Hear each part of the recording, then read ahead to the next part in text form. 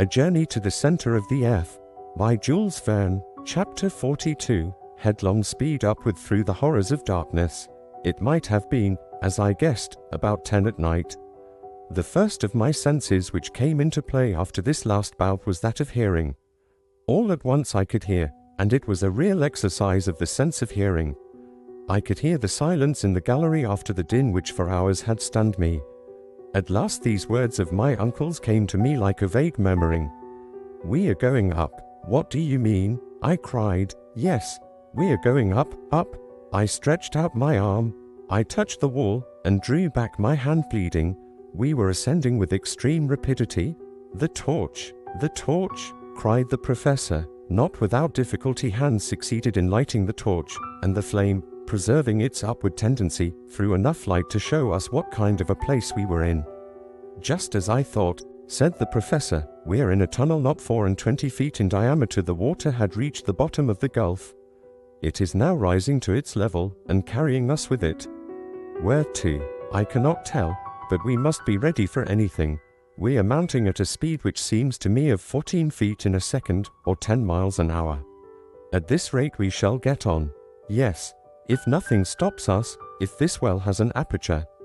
But suppose it to be stopped. If the air is condensed by the pressure of this column of water, we shall be crushed." "Axel," replied the professor with perfect coolness, "our situation is almost desperate, but there are some chances of deliverance, and it is these that I am considering.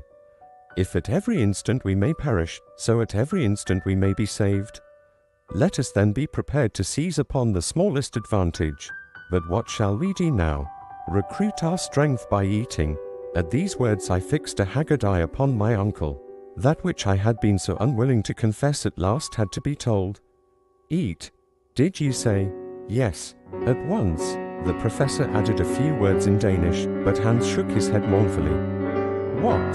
cried my uncle. "Have we lost our provisions?" "Yes, here is all we have left, one bit of salt meat for the three." My uncle stared at me as if he could not understand. "Well," said I, "do you think we have any chance of being saved?"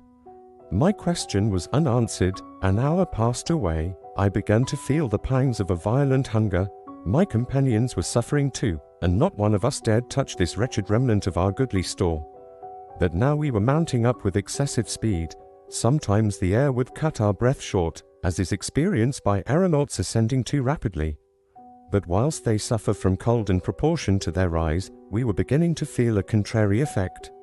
The heat was increasing in a manner to cause us the most fearful anxiety, and certainly the temperature was at this moment at the height of 100 deg. What could be the meaning of such a change?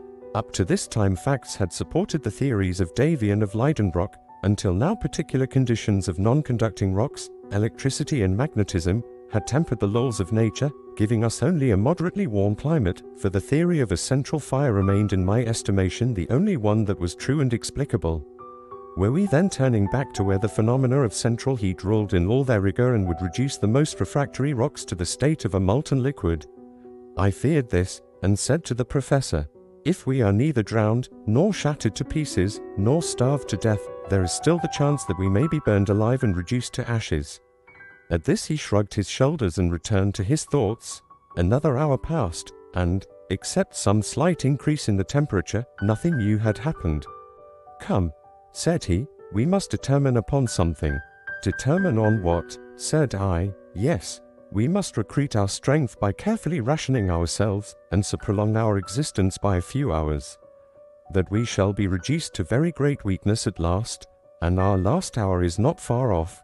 Well, if there is a chance of safety, if a moment for active exertion presents itself, where should we find the required strength if we allowed ourselves to be enfeebled by hunger? Well, uncle, when this bit of meat has been devoured, what shall we have left? Nothing, Axel, nothing at all. But will it do you any more good to devour it with your eyes than with your teeth? Your reasoning has in it neither sense nor energy. Then don't ye despair, I cried irritably. No, certainly not, was the professor's firm reply. What, do you think there is any chance of safety left? Yes, I do. As long as the heart beats, as long as body and soul keep together, I cannot admit that any creature endowed with a will has need to despair of life. Resolute words these. The man who could speak so, under such circumstances, was of no ordinary type. Finally, "What do you mean to do?" I asked. "Eat what is left to the last crumb, and recruit our fading strength. This meal will be our last, perhaps, so let it be. But at any rate we shall once more be men, and not exhausted, empty bags." "Well, let us consume it then," I cried. My uncle took the piece of meat and the few biscuits which had escaped from the general destruction. He divided them into 3 equal portions and gave one to each. This made about a pound of nourishment for each.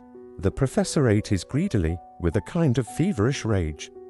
I ate without pleasure, almost with disgust, Hans quietly, moderately, masticating his small mouthfuls without any noise, and relishing them with the calmness of a man above all anxiety about the future. By diligent search he had found a flask of Hollands. He offered it to us each in turn, and this generous beverage cheered us up slightly. "Fortrafelig," said Hans, drinking in his turn. "Excellent," replied my uncle. A glimpse of hope had returned, although without cause. But our last meal was over, and it was now 5 in the morning.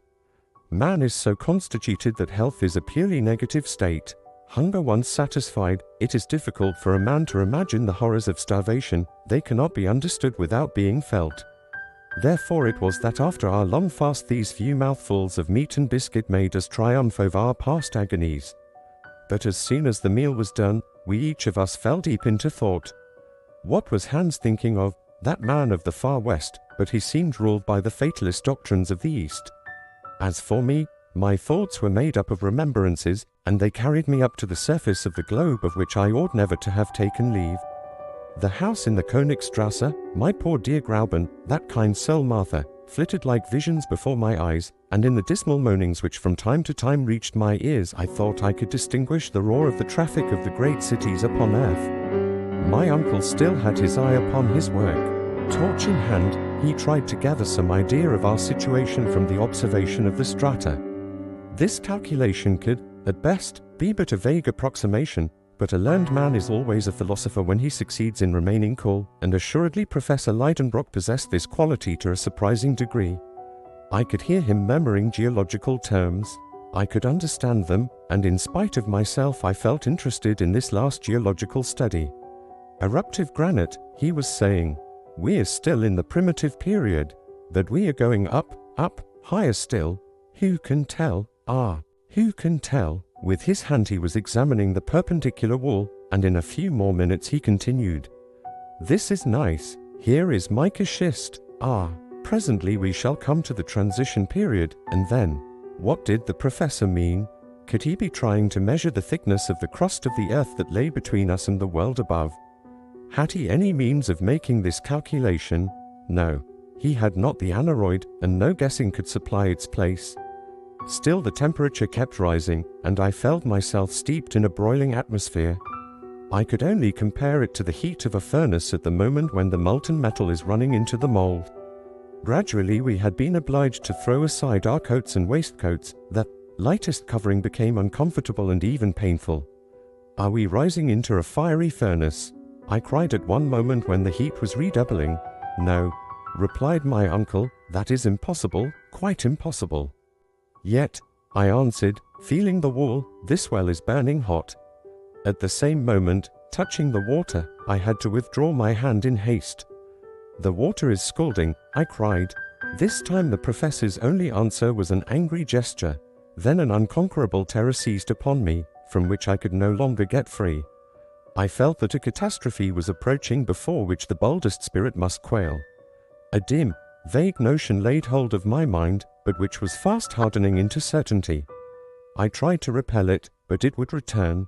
I dared not express it in plain terms, yet a few involuntary observations confirmed me in my view. By the flickering light of the torch I could distinguish contortions in the granite beds. A phenomenon was unfolding in which electricity would play the principal part, then this unbearable heat, this boiling water. I consulted the compass. The compass had lost its properties. It had ceased to act properly.